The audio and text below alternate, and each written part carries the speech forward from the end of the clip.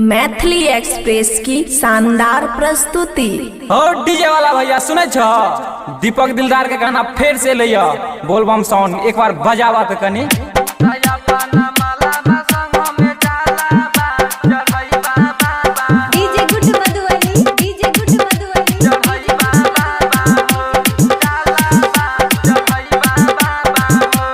प्रेम से बोलो कुशेश्वर स्थान शिव शांति चौक वाला बाबा की। खुशी रिकॉर्डिंग स्टूडियो बलुआहा। चढ़ते सावन नहीं शरमई बाबा हो, चढ़ते सावन नहीं शरमई बाबा हो।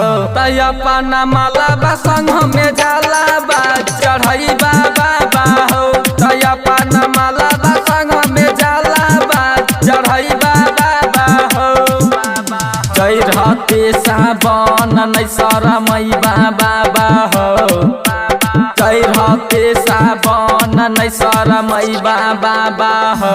तय अपन माला संग में जाला बा चढ़ई बाबा हो, तय अपन माला संग में जाला बा चढ़ई बाबा हो।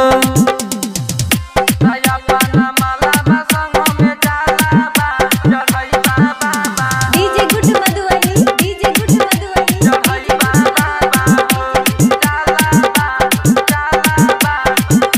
चढ़ई बाबा हो। प्रेम से बोलो कुशेश्वर स्थान शिव शांति चौक वाला बाबा की।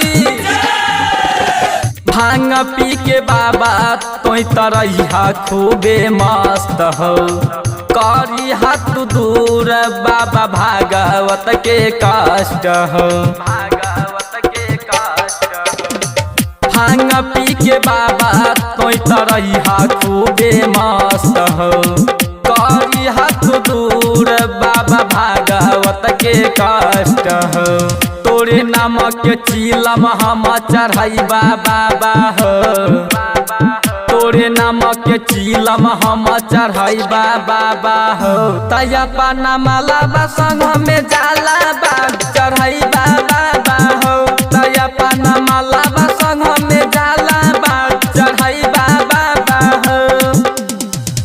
तय अपन माला संग में जाला बा चढ़ई बाबा हो। DJ good Madhubani, DJ good Madhubani, चढ़ई बाबा हो, जाला बा चढ़ई बाबा हो। प्रेम से बोलो कुशेश्वर स्थान शिव शांति चौक वाला बाबा की। गाजा पी के बाबा तोई तरही टाना टान हो, जाला बा चढ़ई बा हम लैला ताके संग हो।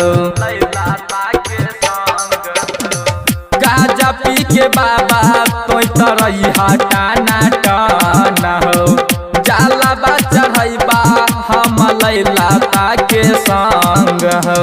दीपक सचिन संग में आई बाबा हो, दीपक सचिन संग में आई बाबा हो। तय अपन माला संग में जाला बा चढ़ई बाबा हो, तय अपन माला संग में जाला बा चढ़ई बाबा हो। खुशी रिकॉर्डिंग स्टूडियो बलुआहा।